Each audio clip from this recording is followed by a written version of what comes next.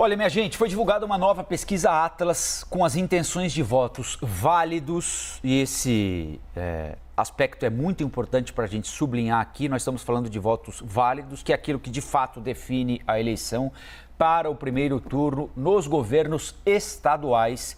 E nós vamos começar pelo quinto maior colégio eleitoral do país, a Bahia, com uma informação importante. Jerônimo Rodrigues, do PT, lidera com 48,3% das intenções de voto. Ele ultrapassa, assim, ACM Neto, ex-prefeito de Salvador, do União Brasil, que desde sempre liderou as pesquisas. Agora aparece em segundo lugar com 40,4%. João Roma, ex-ministro do governo Bolsonaro, 10%. E Kleber Rosa, do PSOL, 1,4%. O candidato Giovanni D'Amico, do PCB, não pontuou. Essa pesquisa foi registrada na Justiça Eleitoral. Foram ouvidas 1.600 pessoas entre os dias 24 e 28 de setembro. A margem de erro é de 2,5 pontos percentuais para mais ou para menos e o nível de confiança é de 95%.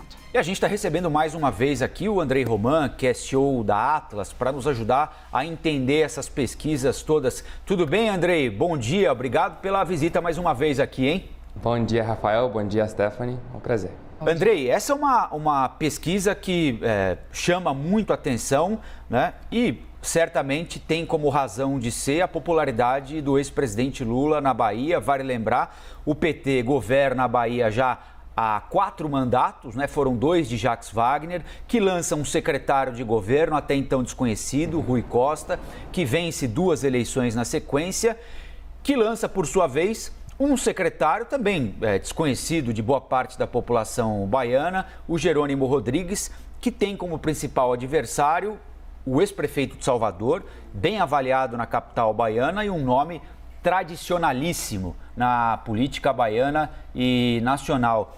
Mas ali é evidente a transferência de voto de Lula para o candidato do PT, seja ele quem for, no caso, o Jerônimo Rodrigues agora, não é, André? É a primeira vez que o Jerônimo aparece na frente do ACM?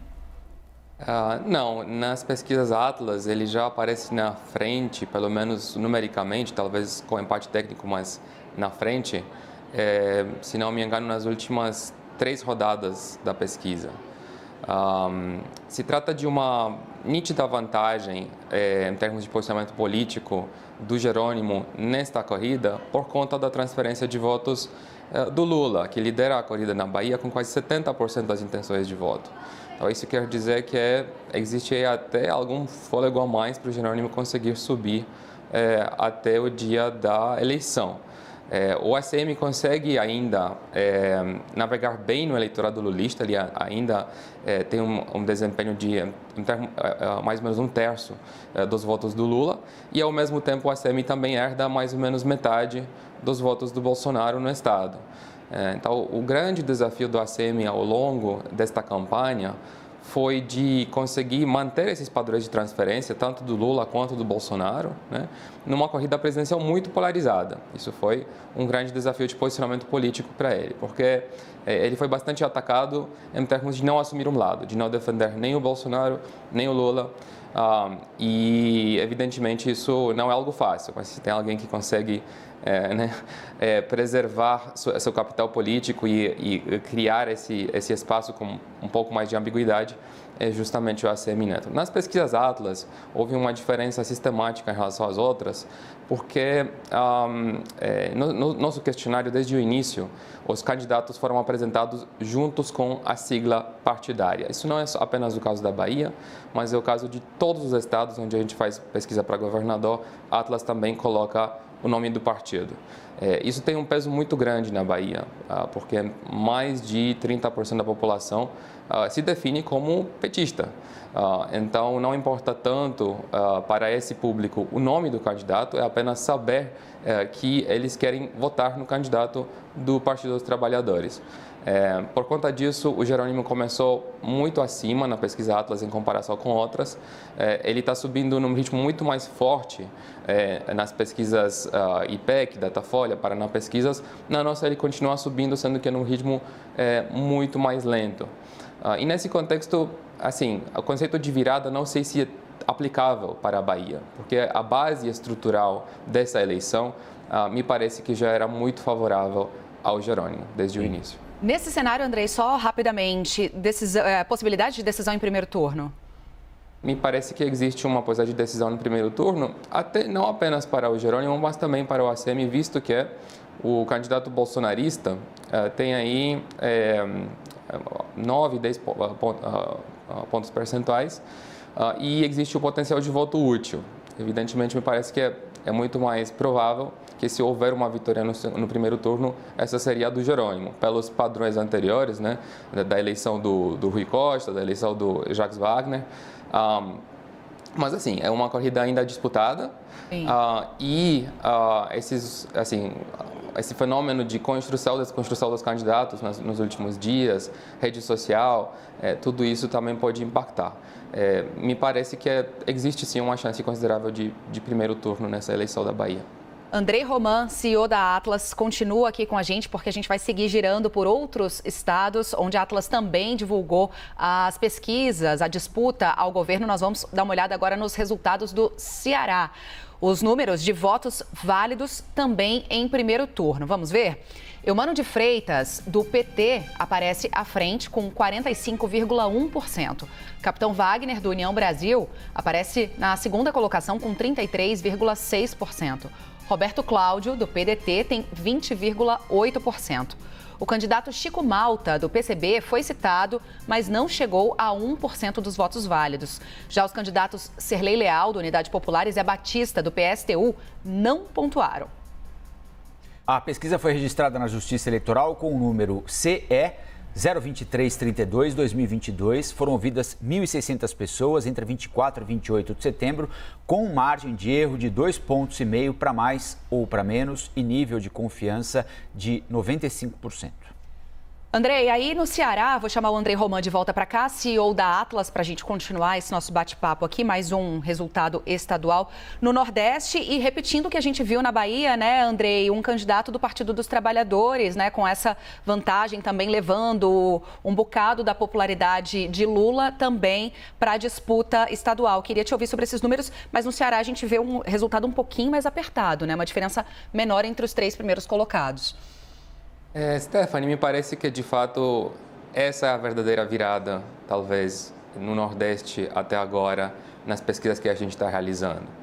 O Eumano era um candidato que não existia até 2 meses antes da eleição, essencialmente. Um candidato que foi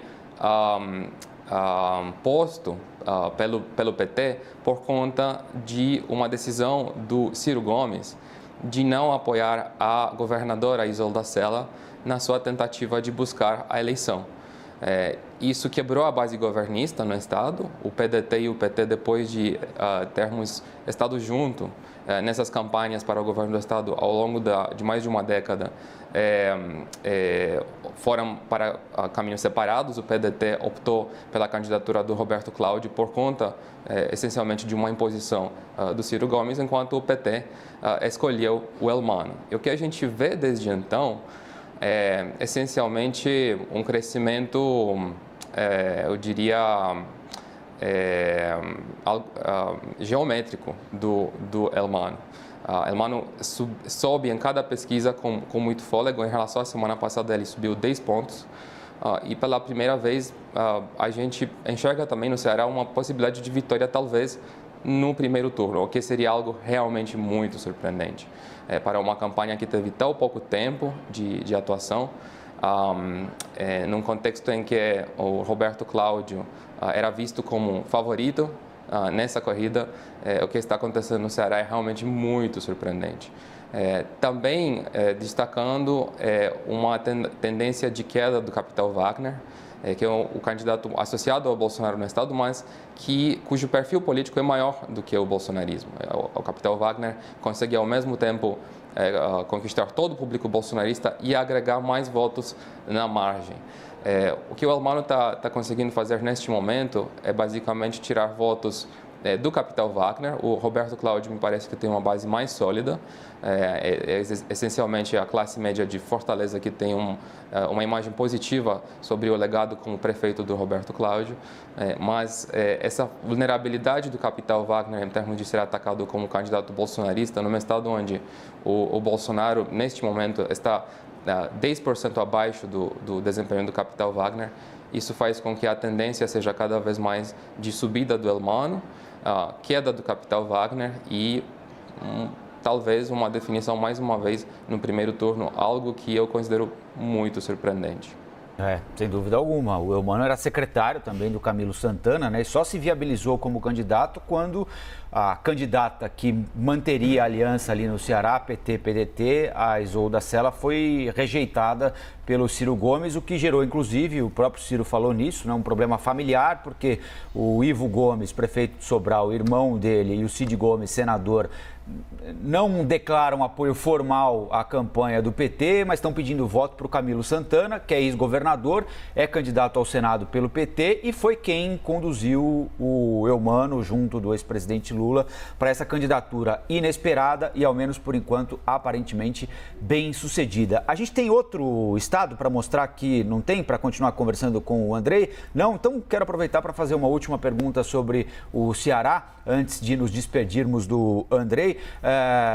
Por que essa transferência de votos se dá em alguns lugares de maneira tão drástica e em outros simplesmente o eleitor não parece ignorar, mas não leva tão a sério assim essa recomendação de voto? Estou falando de estados vizinhos ali, né? Você tem estados vizinhos, no Nordeste mesmo, onde a influência do PT é muito grande, em que nesse momento a participação do presidente Lula não parece assim tão relevante como acontece. A gente vê ali a impressão digital na Bahia e no Ceará. Por que essa diferença, Andrei? Me parece que tem um pouco a ver com o perfil de cada estado e também dos candidatos. No caso do Ceará, o capital Wagner é um candidato bastante fácil para o petismo desconstruir, né? Por conta do alinhamento dele ao Bolsonaro. Isso faz com que, durante a campanha, a capacidade do capital Wagner de se posicionar politicamente de uma maneira que agregue mais votos é muito difícil. Por quê? Se ele busca os moderados, por exemplo, ele está sendo perseguido e muito criticado pelos bolsonaristas por ter traído o movimento político que inicialmente o propulsou no Estado. Se ele for simplesmente voltar para o público de onde ele derivou a sua fortaleza política inicial, ele não vai conseguir subir. Então, o capital Wagner fica nesse pêndulo de posicionamento, né, entre uma posição mais à direita e uma posição mais moderada, sempre buscando agradar todo mundo, e ele, no final, acaba mais ou menos não agradando ninguém. Ele está sendo desconstruído pelos dois lados, e isso oferece uma capacidade muito boa para o Elmano apresentar-se com mais coerência de posicionamento, talvez, e com isso conseguir mais votos. A situação em outros estados é um pouco diferente, porque esse alinhamento ao Bolsonaro, por exemplo, demonstrado pelo capital Wagner, também existe no caso do ACM Neto, mas não com tanta clareza, vamos dizer. Então, essas nuances acabam importando bastante. E as qualidades dos candidatos, né? As qualidades, por exemplo, do ACM Neto, não são poucas, né? Se trata também de máquinas políticas, trabalhando no interior dos estados, prefeitos, com ligações partidárias importantes. Então, tem toda uma série de elementos além, né, dessa transferência de votos dos candidatos à presidência.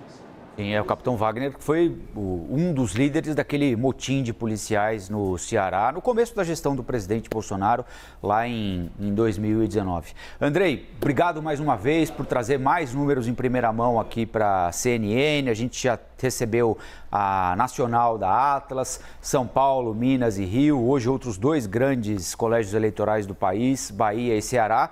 E vamos conversando até o domingo e provavelmente depois também. Muito obrigado.